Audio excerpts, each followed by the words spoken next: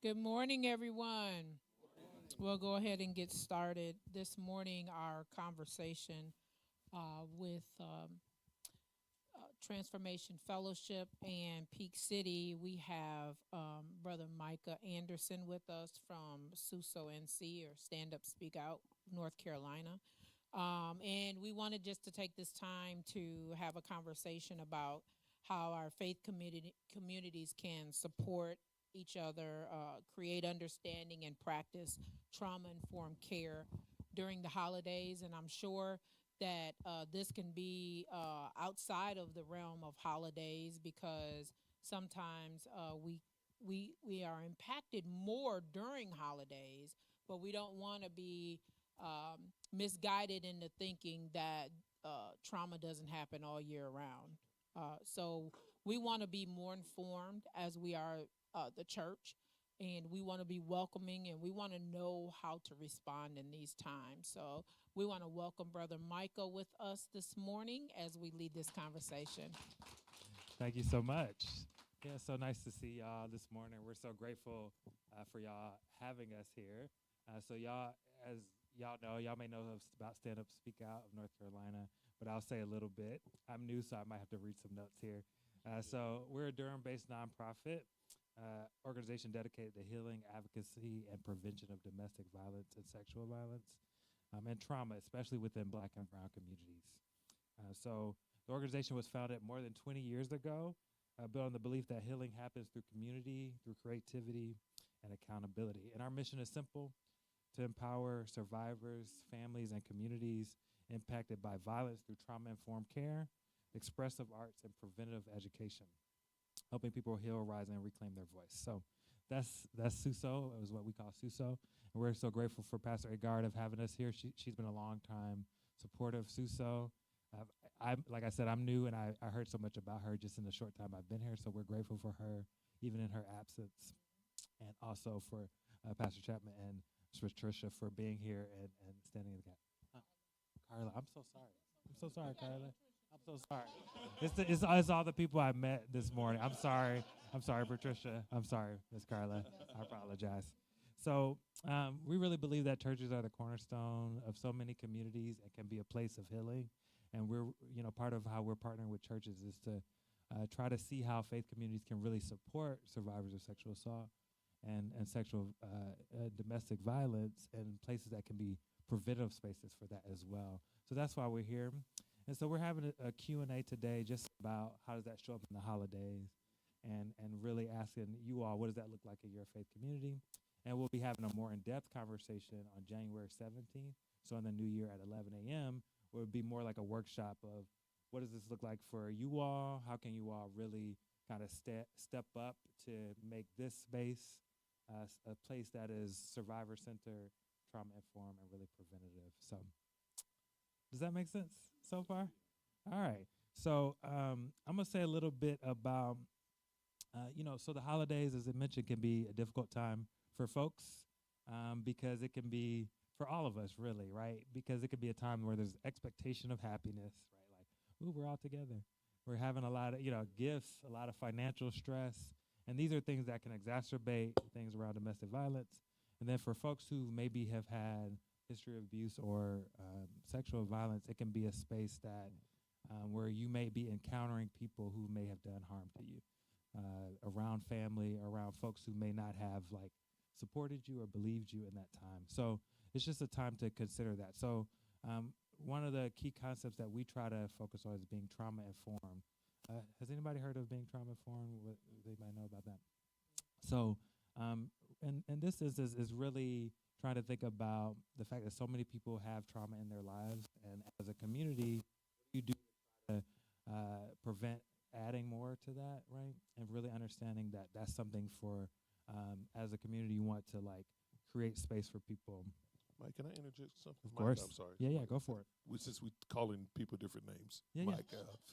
I'm so sorry. Just joking. So let me just say. God forgives, right? God forgives. He does. We write it out. All we got to do is fall back. That's right. But allow me to just say, we need to step back just a little bit, just because, first of all, church is the cornerstone, has been the cornerstone. I think for everybody who's gathered here, we know this, but there has been a shift. The shift is now AAU being the cornerstone. The recreation complex that has changed, where now all of the money, all of the shifting has been towards what the recreation, the rec. And so now people have taken the church away from being that center stone, and that church is kind of a take it or leave it type option, which is hurtful, but it's just where we are. And I think also another hurdle that we have in this context of the abuses is the fact that in churches, and we were talking earlier, the church is more like a silo situation. There could be someone sitting right beside you. You don't know what hell they have been going through, because church is a place where we come, we look good, we smell good, right? And we put out our best, especially in the black church. And I hate using that distinction, but it's just is what it is again. And so first of all, kind of chipping away at some of that to let people know it is a safe space. Being approachable as leadership, I think, is one key thing. Making sure I get an opportunity to see everybody, to speak to them. I try to get around to everyone every Sunday. Now, since it's doable with that size of our ministry, but I think all of that is very important. And so, and yes, this time is very traumatic. My mother, I used to call her the Christmas angel. If you want to talk about peppermint, nuts and fruit filled up the house, and the smell of sweet potatoes and all that stuff is, so when my mother passed, I can't get through this season without, her being on my mind. So these different degrees and levels of trauma that sometimes have nothing to do with the domestic piece is something that we all, like you said, we all experience. And so I think that as we go forward in the discussion, we can remember that, the church has shifted some, and I don't think we've lost our power, right? But we have lost a position in many people's hearts regarding that.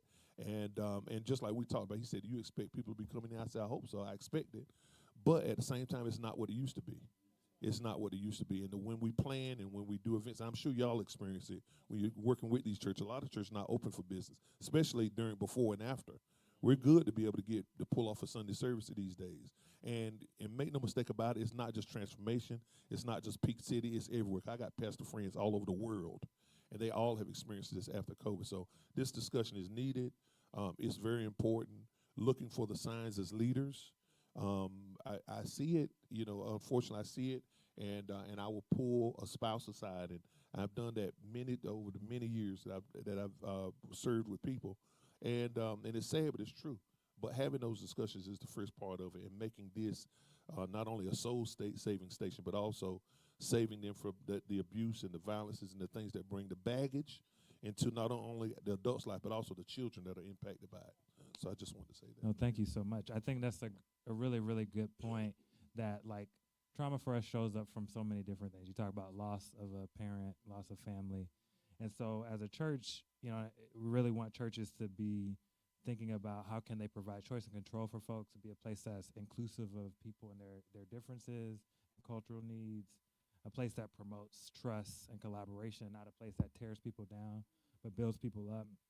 And those are some of the things that can really, make it welcoming. I think, like you said, maybe churches have changed from the cornerstone that they've been, and this is another key reason why it can be helpful for churches to be trauma-informed, because you want to be a place that people want to come back to, right? And a place that people don't, come a few times and then feel like, that's not the place for me, right? So thank you so much. So something, can you all just share your name, since, I'm struggling with that? Can you share your name and the congregation that you help lead? And how do you hope that your church community kind of helps people celebrate this season, celebrate the holiday season generally? My name is Reverend Carla Murray. I serve as the executive pastor of Transformation Fellowship Christian Church. And I think that because the nature of our pastor's personality and what she has been called to, not only as a preacher, but as a trauma-informed counselor, we hear this a lot. And especially, the associates, we know where she is and what to look for. And what I think Transformation Fellowship is we have been a church that welcomes, but not only welcomes, embraces those that walk in And when we can identify that trauma, she, through her actions, because she doesn't always teach it, but if you watch her, you'll see those actions. So we have learned that identifying trauma, but then also learning how to be um, understanding and caring in those moments, in making sure that our language that we use is not excluding them, but welcoming them into Christ. Because we often say that, we're trying too. All of us, we're not perfect. So when you come in and you bring your baggage, we you gonna pile your baggage on our baggage because we have some baggage too. Yeah. So we want to make Facts. sure that we make sure that people are welcome in this space, and whatever you're struggling with, always say lean into Christ. Don't go away. Don't lean back. Lean in. So I think that transformation in our culture in our church community is that we welcome, we embrace, we talk with, we have a lot of conversation, and then we allow people to be themselves.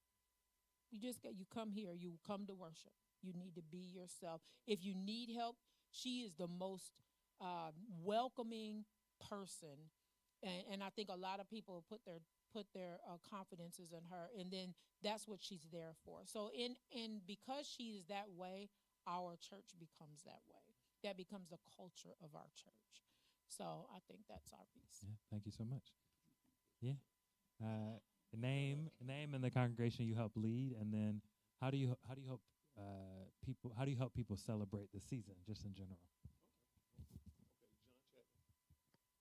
John Chapman, Peak City Full Gospel Baptist Church. Um, and I think really I've been putting it's kind of quiet in our congregation, but among the leaders, they know what I've been working on. I've been working on some stuff.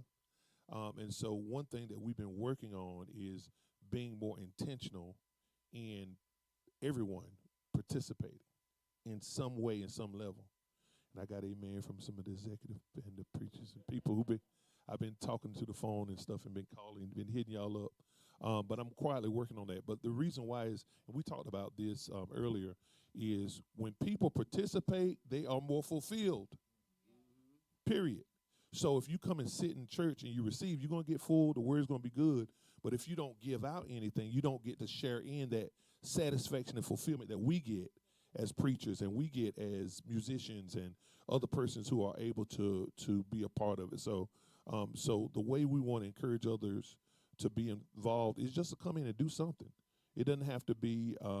I was sharing with Sister Underwood. We were talking a little bit on the back pew about what she does. She'll receive a morning devotional, and then she forwards that devotional on. But now she's a conduit of encouragement.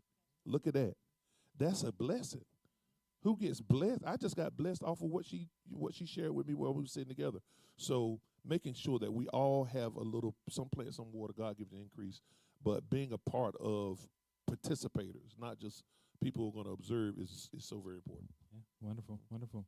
So when you think about the season, the holidays, and everything, how do you hope your community cares for those who may be in times of vulnerability or who have need during the season? I guess currently, we usually have aims. So right now, our focus, I should say, is we have been collecting winter accessories for our unhoused friends. And we know that we're not there to judge why they're unhoused. That's not what we're sent to do. We're sent to help those. So we've been focused on collecting those items through different. On Sundays, you can bring it. We've had events where you can bring it in. But then we turn around and we make bags, and you take that bag with you, so that when you see someone that's unhoused, you can give them that care package. And in that bag, there's a note in there that tells them you are loved. We love you. We care about you. We let us know how we can help you. Reach out to us. So it wasn't only things that they need for outside, the hats, the gloves, the heater, whatever we put in that bag. It wasn't just that. That note was to let them know that there's somebody. And I think that's the same thing within our congregation. As you walk into the building, we want people to know that you're loved.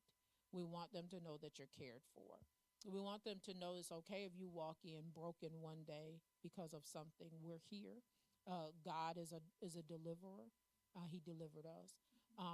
But I think so much more that I want to point out is that it's good for the black church to be trauma informed, but I also want each individual person to be encouraged to know that when you are trauma informed in your church, that means when you go to work on Monday, that church is with you. You are the church.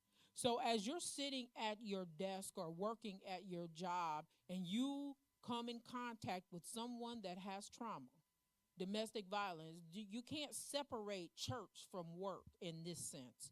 That church is still with you, and that you need to be the same welcoming, open person. Someone may come to you at work and tell you about a domestic violence situation or something. And I think because we've been trained in the church, it's a good place to start and to know and to grow, but also to encourage you that it doesn't stop on Monday morning and it doesn't start on Sunday morning, that it needs to follow you Monday through Saturday, that the church needs to be with you, and that we need to embrace all of those people that are experiencing that trauma.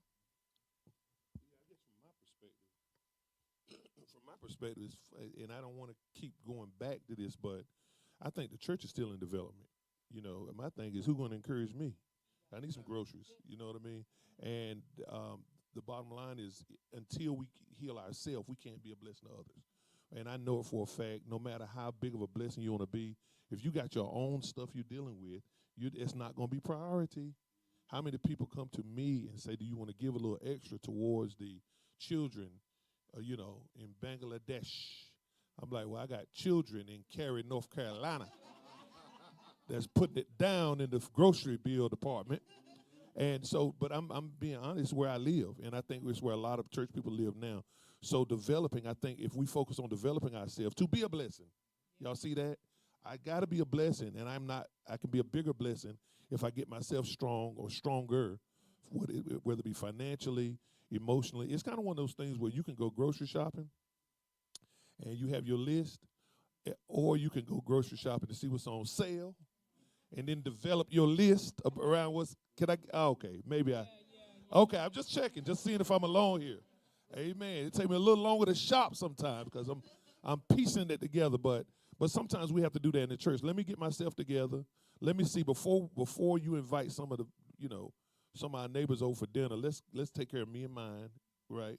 Let's get out together. And so developing ourselves and strengthening ourselves, because we are in a different context. Different. It's different now. And if we try to continue on and we're going to be a blessing and we're going to give out these bags and we're going to give out gifts, if we're focused there, then we're not addressing the needs in what's called parish life or in the congregation. So as a pastor, I got to make sure I take care of me and mine. Peak City, are you with me, right? I got to make sure we're good. And then after we strengthen our congregation, then we can be strengthened to encourage. I believe in, Lord, bless me so I can be a blessing, right? And so starting at that bless me part, not for selfish reasons or just to look a certain way, but just to be a blessing. The more you have, the more you can do for others, right? And so focusing on our own community is kind of where I am. I'm stuck there until I see a bigger change. Yeah, that's beautiful. And it's lovely to hear how you all both are approaching this, both in supporting folks, who are homeless or unhoused, and folks, and also thinking about your own community. And I think it's a really good point about what trauma can look like. It look like different things. It can be not having enough food for you to eat, or not having enough money to eat, or trying to figure out how to pay your rent. Along with, we talk about sexual violence and domestic abuse. So there's so many things that so many different ways that trauma can show up, and it's not just kind of some of these ways that may feel extreme. It's more these everyday things, right? And so this was a great lead into my next question was what does it look like, or how do you encourage your community to practice self-care to help take care of yourself, to build and develop, yourselves as people are entering this season? Self-care is something that I don't think we've been very good about as a black church. As a black church, right? We have an issue when our pastor takes sabbaticals. We think that every time, I'm just talking about when I grew up, it was an issue if the doors of the church were open and I wasn't there, because I was trained that every time the church doors open, I needed to be there. I know now that that's not right. It's not right. We need to allow our pastors to have breaks. They need sabbaticals. They need time. Now, it might not look like everybody's, whatever it looks like for them. That's what it needs to be, right? Or giving them some leeway. And also for us to know that we don't need to be at, every time the door is open, we might not be able to be there, and it's okay. It's okay. Take care of yourself. What do you need? Our bodies tell us so much, and we disregard what our body is saying because we're trying to keep up with some standard that we were taught. So maybe we need to unlearn some stuff, right? But so I would encourage in these times for self-care is it looks different for everybody. And I've also learned that self-care doesn't mean you spending money. That don't mean massages and pedicures and manicures. It doesn't always mean that. Sometimes that means you need to sleep in a little longer. Sometimes that means you need to go to sleep a little earlier. Sometimes that means you just need to sit down and be.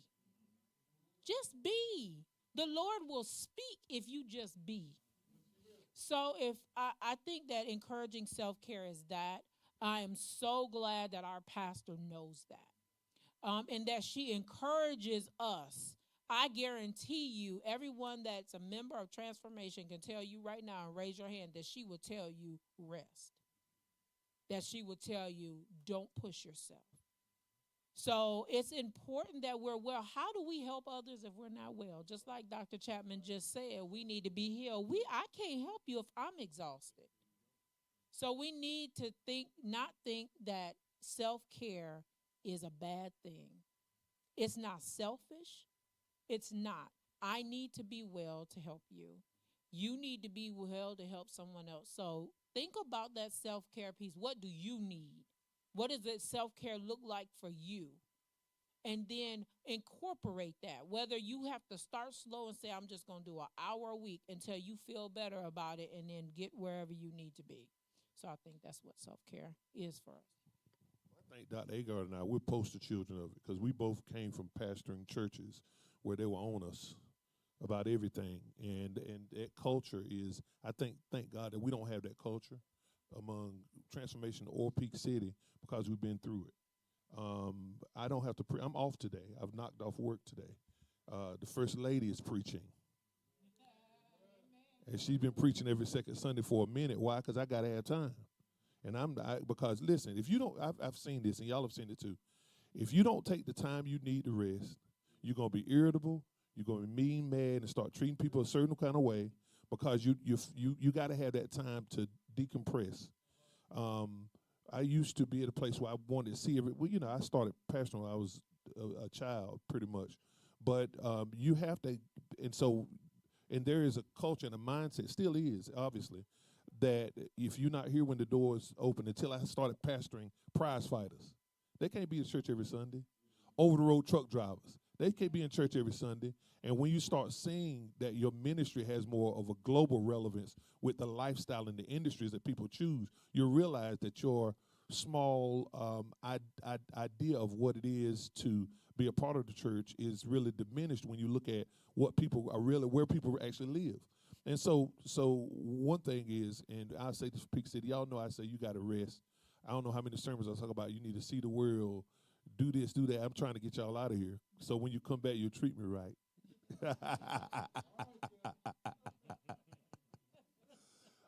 So self-care is important. I think the big thing, too, is not the whole money piece. and knowing that you don't, like Pastor Carla said, you don't have to spend a lot of money on focusing on it. What does self-care look for you? For me, and for most gentlemen, I speak for the gentlemen, just being at peace. Just leave me alone, just leave me alone. That's self-care, not having, because the life is already complex, and you got challenge, you got things. And so self-care just may be, the soonest I get back to my easy chair, where John Mara at? Hey, we say it every Sunday, don't we? We going to get back to where our easy chair, right? Get that recliner, get to that football game, just to be able to do it, because everybody wins when you have that rest and relaxation. And in marriages, we have to know that you gotta give your spouse that outlet, because they're going to be a better spouse if they have that outlet. Point blank. Yeah. Yeah. All right. One more question for y'all before we start to wrap up. What are ways that your churches and your communities can be trauma informed during this season? So just like, what does that look like? What do you want people to be thinking about as y'all think about that? I think that we as a small church, you have to learn how to do a lot with a little.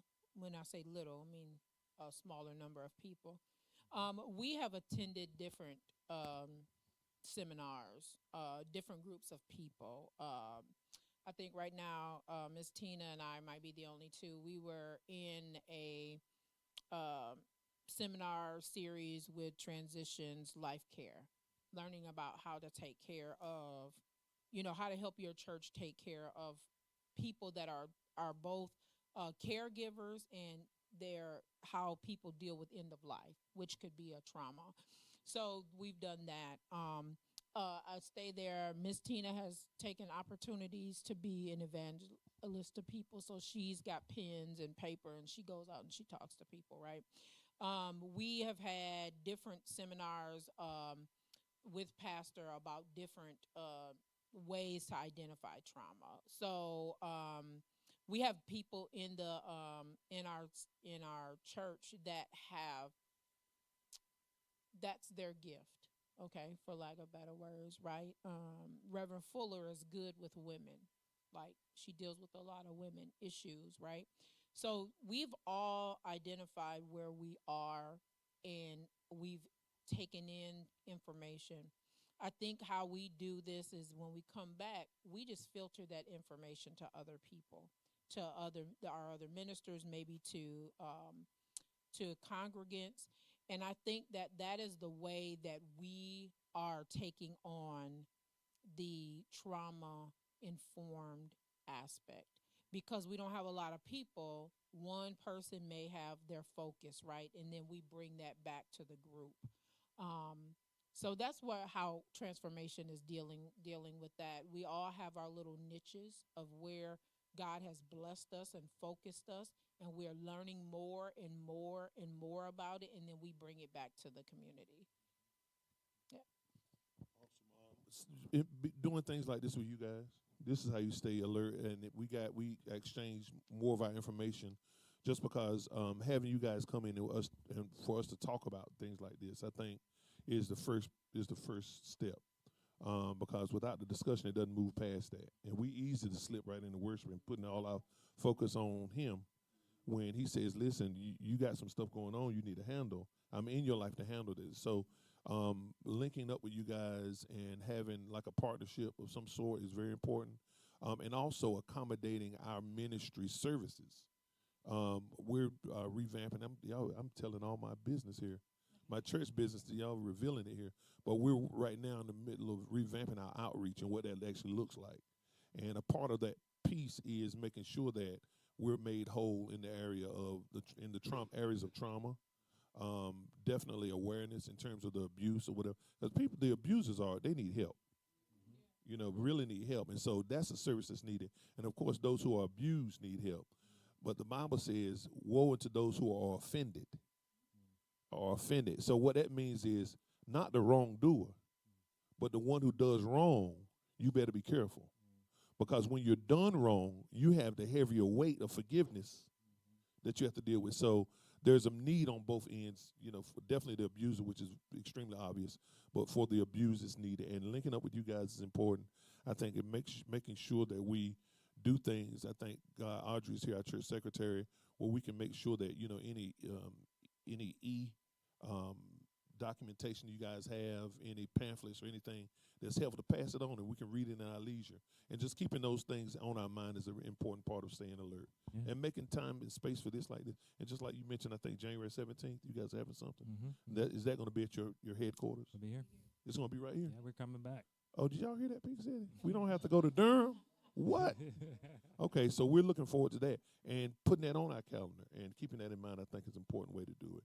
And linking up with those who have these services, because while we're focused on what we need to do from a theological standpoint, it's important that we have these ministry services that are very, very important to make sure that we're made whole. Jesus, he came to set the captives free. And he talks to the Spirit of the Lord is upon me because he's anointed me to preach the gospel to the poor. That's what we do theologically. To preach the gospel to the poor. He has sent me to heal the brokenhearted, deliverance to the captives, the recovering of sight to the blind, to set at liberty them that abuse. Them are abused, right? There we go again. And to preach, that's where we come in. To preach the acceptable year of the Lord. And so in what I like to call Christ's mission statement, which is found in Luke 4:18, you'll find that there is space for us to deal with abuse, the abused, and it's a need for it. And there's some people who've been trapped in that. And guess what? People who have been abused, guess what? In your church, that's their ministry. Turn them loose, man. And then put on the program, hey, we have some people, we're going to have some counseling, somebody who's gone through this, and a support group. And again, we still got to chip away, at the things that us dealing with things in silos and being very secretive about things, because you don't want your business out. And then you don't want to demonize a person who later on may be doing their initial sermon 10 years later. Now you can't hear them because you know their business. So you also have that piece. And so all of it is delicate, but when you focus on what you need to do and you have those things in mind, then you can kind of navigate through knowing that you can save someone's reputation, but at the same time give them the healing they need, and then know that as a church, we have the culture of receiving them after they repented. My brother and I, we were talking about that. We may have issues and stuff we need to change, but we're not going to be weak on the front end. Now, when you got it together and you come back for forgiveness, that's when we come back, and you're accepted in the beloved. But in the meantime and in between time, you need to get help for this heavy hand you got and them hard, sharp words you got to somebody who's taking care of your children, taking care of your house. Get this straight. But we're not going to give you a pass on this, but we'll be there to receive you in when you're ready to come back in and be included back in the fold as a healthy person in that regard. There was a lot there at the end. There's a lot there at the end. Okay. I really appreciate you both just sharing and for welcoming us here. As you all just said, one of the key things about being trauma-informed is continuing to learn and grow and understand what that looks like. So that's what we'll be doing on January 17th back here at 11 a.m. to do a more extensive workshop. What does that look like for y'all? So we hope that y'all join us then. Some other things that I'll say, too, is that, some ways is create systems here that support protection of folks. That's ways to be trauma-informed. Support efforts that relieve, like, financial stress for folks. We talked about that, in both internally, externally, and really creating kind of safe spaces to build trust for folks. So some other things that I'll just add in there. So something about Stand Up, Speak Out. We have some flyers here that we can hand to y'all so y'all can learn more about us. Like you said, literature to keep reading. My colleague, Catherine Pettaway, is our director of clinical. Director of clinical services, which is who makes sure everybody gets the therapy that they need, the things like that. And we offer free therapy for folks who might be interested in that, both around these topics, but pretty much around anything if that's something that you need and want to reach out to us about. So we'll be back on January 17th. Thank you all so much for this time. And I think he did a great job, even though he's fresh out the plastic. Hey, look, and you're doing such a good job. We're gonna give you another hour. Peak City, tell First Lady she'll have to preach. Go ahead. Let's keep going. Hey, do y'all gonna take up an offer from it too? You know what I'm saying? I'm a guest speaker. We ain't gonna forget about you. I messed it. Yeah, awesome. But no, yeah. we thank you so much. Yeah, no, thank And y'all so much. Thank and, you, Pastor Carla, for all you do. Of course. and more so for what y'all do just on the day-to-day. We really appreciate y'all. So we have some a short survey, if y'all could fill that out for us, that Catherine will pass out. And yeah, if y'all have any questions, we'll be here for a few minutes, but I don't want to get in on the service because I might get stuck. It sounds like he might pull me in. So thank y'all so much.